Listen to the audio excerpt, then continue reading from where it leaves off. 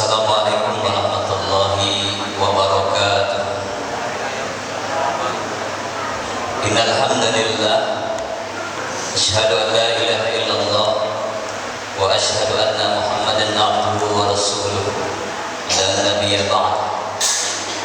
Wa qala Allah ta'ala fil Qur'anil Karim, a'udzu billahi minasy syaithanir rajim. Bismillahirrahmanirrahim. Huz min amwalihim sadaqatan tutahhiruhum wa tuzakkihim biha wa shalli alaihim inna shalawataka sakanan lahum wallahu sami'un alim. Sadaqallahul azim. Jamaah salat tarawih yang insyaallah kita semuanya dimuliakan oleh Allah Subhanahu wa taala. Alhamdulillah, memasuki malam yang ke-25 ini Allah masih memberikan kepada kita sehat, Allah masih memberikan kepada kita hidayah, sehingga dengan izin Allah hari ini kita nyaman ya, setelah di siang hari kita melaksanakan ibadah puasa yang tahun ini menurut saya cukup berat karena panas. Bapak Ibu sekalian yang insyaallah semuanya dimuliakan oleh Allah Subhanahu wa taala, bersalawat kepada Nabi kita Muhammad sallallahu alaihi wasallam. Allahumma shalli ala Muhammad wa ala ali sayyidina Muhammad. Di dalam buku yang berjudul Membumikan Al-Quran karangan Profesor Dr. Quraisy Shihab, pada halaman 323 beliau menjelaskan pada bab zakat. Kata beliau, zakat itu adalah merupakan sendi daripada pokok ajaran Islam. Kemudian juga beliau menambahkan bahwa sembahyang atau sholat dan zakat sebagai lambang dari keseluruhan ajaran yang ada di dalam Islam itu sendiri. Makanya puasa yang kita laksanakan dari kemarin hingga nanti berakhirnya di Ramadan ini belumlah diterima oleh Allah Subhanahu wa taala, belum diangkat ke hadirat Allah Subhanahu wa taala, sehingga nanti kita salah satunya adalah mengeluarkan daripada zakat fitrah. Nah, Bapak Ibu sekalian yang insyaallah dimuliakan oleh Allah Subhanahu wa taala, zakat itu Bapak Ibu terbagi kepada dua. Ada yang namanya zakat fitrah, yakni yang menyertai daripada ibadah puasa Ramadan, dan kemudian satunya lagi adalah zakat mal yang berkenaan dengan harta. Bapak Ibu, beliau juga menegaskan di sini bahwa zakat itu kata beliau mempunyai landasan.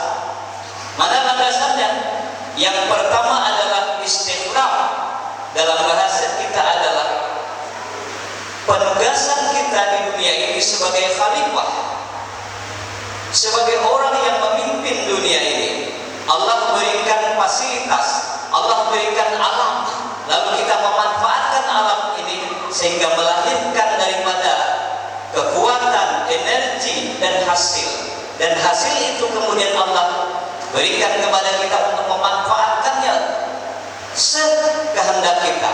Tapi harus ingat, di balik yang Allah titipkan sama kita ada milik Allah, ada yang disuruh oleh Allah Subhanahu wa taala, yakni adalah zakat. Nah, Bapak Ibu sekalian yang insyaallah dimuliakan oleh Allah Subhanahu wa taala. Kemudian yang kedua kata beliau, di dalam membumikan Al-Qur'an ini beliau menegaskan bahwa landasan daripada zakat itu adalah solidaritas sosial. Dalam bahasa kita adalah kakawanan. Nah, dulu bahasa kita. Apa dia?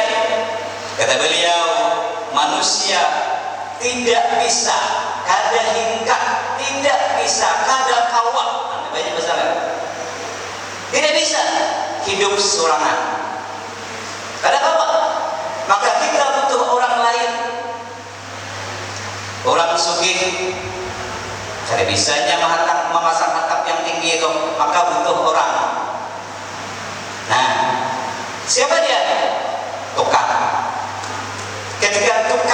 Ketika seseorang ini berada di taraf di bawah dan dia dalam kategori berhak menerima dalam masalah zakat ini, maka si sugih, si kaya yang ketika dia memiliki hartanya setelah sampai haul, sampai nisabnya, maka berkewajibanlah dia untuk mengeluarkan kepada yang asnaf 8 itu. Nah, Bapak Ibu sekalian, yang insyaallah dimuliakan oleh Allah Subhanahu wa taala. Yang ketiga, kata beliau, Profesor Dr. Raisihab menjelaskan bahwa landasan zakat itu adalah persaudaraan. Mana persaudaraan? Kita ini dilahirkan dari satu orang yang sama, satu keturunan yang sama. Siapa dia? Adam dan Hawa. Maka Bapak Ibu, ketika orang memiliki rasa persaudaraan ini kuat, maka akan melahirkan, akan menciptakan nanti persaudaraan yang kokoh. Maka orang yang mempunyai kelebihan ketika sampai nisab dan haulnya, maka dia berikan kepada yang berhaknya. Dan apa yang didapat? Maka didapatlah manfaat daripada zakat itu, ketenangan. Coba ketika dia butuh, kita beri tangannya. Coba menyalapa, dicontangnya begitu tuh, dicurinya. Kenapa? Karena terpaksa oleh tuntutan parut. Maka dengan orang memberikan kepada yang berhak tadi, mengeluarkan pada tempatnya, maka akan memberikan ketenangan bagi dia. Lalu lagi apa? Manfaat daripada zakat itu adalah sesungguhnya Bapak Ibu, ketika orang mengeluarkan zakat, dalam kacamata kita melihat mungkin bahwa yang kita keluarkan berkurang, tapi sesungguhnya itulah harta sesungguhnya yang dapat kita bawa. Bapak Ibu, kita ini Bapak Ibu, ya, sejak lahir terlihat tuh Bapak sifat anak kita. Ada 5 anak tangan terbuka tuh Pak, ketika lahir. Dadakan tidak ada, tegak-tegak itu Bapak Ibu. Maka dengan ajaran, maka dengan fondasi zakat ini mengajarkan kita untuk membuka tangan. Apa dia? Memberi. Itu Pak. Filosofinya seperti itu. Cuman kita kada sadar, makanya di tangan kakak anak bergenggam lahir, tidak tahu. Biasa kakak anak itu lahir. Tapi sesungguhnya Allah menyampaikan kepada kita, sungguh kita itu dilahirkan adalah dalam keadaan paling cicir, tamak, maka pembukanya adalah zakat. Ya Bapak Ibu sekalian, yang insyaallah dimuliakan oleh Allah Subhanahu wa taala. Makanya baginda Muhammad sallallahu alaihi wasallam ketika beliau bersama sahabat waktu itu, sampai waktunya beliau memerintahkan kepada sahabat mulia yang bernama Umar bin Khattab radhiyallahu anhu. Apa kata beliau? Wahai Umar, coba kau datangi orang di kota Makkah nih, minta zakatnya. Maka Umar datang waktu rumah ke rumah. Datang. Orang bertanya, apa kabar wahai Umar? Ya Umar, aku mau ambil zakat. Orang itu bertakun lagi Pak, bertanya lagi, siapa yang menyuruh? Siapa yang memerintahkan? Muhammad Rasulullah sallallahu alaihi wasallam. Maka orang tahulah bahwa ajaran yang tentang zakat ini yang diwahyukan oleh Allah Subhanahu wa taala, yang disampaikan kepada Nabi kita Muhammad sallallahu alaihi wasallam melalui malaikat Jibril, mereka serta-merta mendukung daripada zakat ini. Bapak Ibu, berkelilinglah Umar satu-satu rumah, dan seperti itulah pertanyaan masyarakat jamaah yang ada di kota Makkah itu. Pulanglah Umar bin Khattab radhiyallahu menghadap Nabi kita Muhammad waktu itu, ya Rasulullah, aku sudah berkeliling. Ujar Nabi waktu itu, sudahkah rata aja Nabi? Sudahkah engkau pastikan orang di kota Makkah ini kau datangi dan kau minta zakat? Sudah. Betul loh, kata Nabi. Betul ya Rasulullah. Bujur. Cuman ya Rasulullah, ada 3 orang yang tidak mau mengeluarkan zakat. 3 orang Pak, wani rumahnya 3 kan? Lalu Nabi mengatakan, siapa wahai Umar? Kau kan wani, kau kan jago, kau kan kuat, tapi kenapa ada orang yang berani tidak mengeluarkan zakat?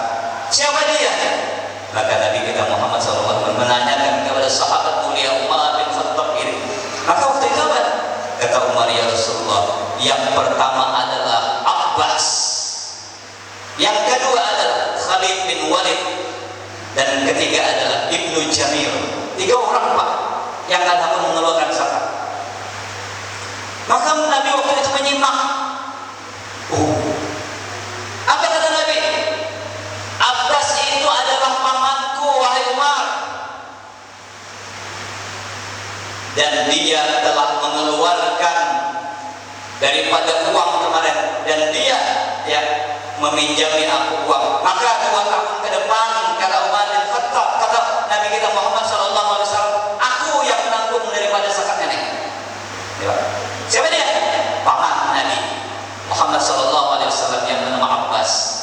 Yang kedua adalah Khalid bin Walid. Waktu itu juga ketika Umar datang, ya, Khalid bin Walid mengatakan, aku kadang mengeluarkan zakat, aku tidak bisa mengeluarkan zakat, aku berhakun.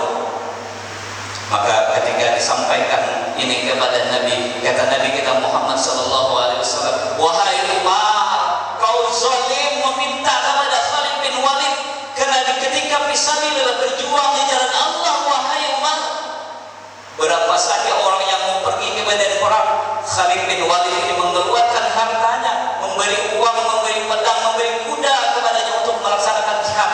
Maka sungguh engkau zalim telah meminta dan memaksa kepadanya, kata Nabi kita Muhammad SAW, karena hari ini dia tidak punya, wajarnya kadang mengeluarkan zakat. Jadi kalau kita ada, kita mah dari mana aja kayak itu, yang belum paksaan. Makanya orang berpikir itu ada yang dimakannya malam enggak, memang nggak ada pensiapan, tidak baca, makanya dikeluarkan. Nah nih Bapak Ibu sekalian, yang ketiga adalah Ibnu Jamil. Ibnu Jamil ini kata baginda Muhammad SAW, dulunya memang susah, kadang punya apa-apa, ya, kadang isi apa-apa. Kemudian Nabi kita waktu itu juga mendoakan bagaimana Ibnu Jamil ini menjadi orang yang punya, dan hari ini dia sudah sugih, sudah kaya. Maka kata Nabi kita Muhammad SAW, inilah yang harus dipintai, ini dia. Pinta. Ya Bapak Ibu sekalian, insya Allah dimuliakan oleh Allah Subhanahu Wa Taala.